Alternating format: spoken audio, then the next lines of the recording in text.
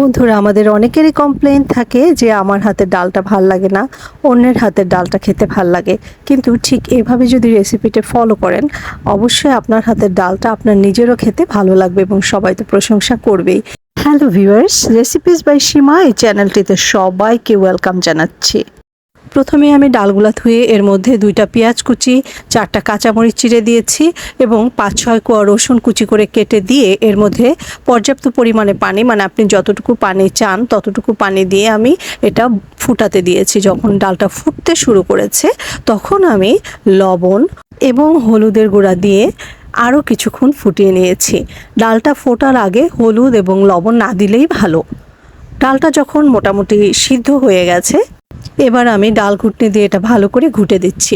বন্ধুরা, আপনি যতটুকু ডাল চান ততটুকু পরিমাণে পানি প্রথমে দিলেই চলবে। এবার আমি এটাকে বাগার দিব।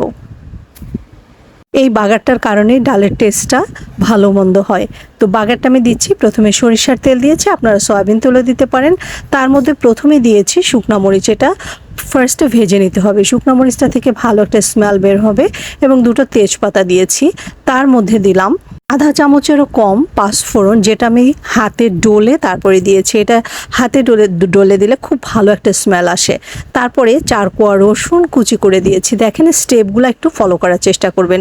এখনও আমি পেঁয়াজটা অ্যাড করিনি। রসুনটা যখন ভালো ভাজা হয়ে যাবে তখনই আমি পেঁয়াজটা অ্যাড করব। কারণ এই যে ফার্স্টে যে উপকরণগুলো দিলাম পেঁয়াজের আগে, এগুলো থেকে মূলত সুন্দর স্মেল বেরোতে শুরু করে। ব্যাস, তারপরে পেঁয়াজ দিয়ে আমি এটা ভালো করে ভেজে নিচ্ছি। পেঁয়াজটা যতক্ষণ পর্যন্ত না বেরেস্তা আকার হবে, মানে একেবারে ব্রাউন না হয়ে যাবে, ততক্ষণ পর্যন্ত তেলে ভাজতে থাকবেন। আশা করি আজকের টিপসগুলো ফলো করলে আপনার ডালটা খেতে অনেক ভালো লাগবে। এবার আমি ডালগুলো সেই মশলার মধ্যে দিয়ে দিচ্ছি। এই মশলার মধ্যে ডালটা দেওয়ার পরে আর জাল দেওয়া যাবে না, মানে সঙ্গে সঙ্গে নামিয়ে ফেলতে হবে। আপনারা যদি এখন জাল দিতে থাকেন তাহলে কিন্তু স্মেলটা একেবারে নষ্ট হয়ে যাবে। তাই ডালটা ভালো করে ফুটিয়ে নেবেন। ঘোটার সময় এটাকে পুরোপুরি জাল দিয়ে রান্না করে নেবেন। এই তো আমার ডাল হয়ে গেছে।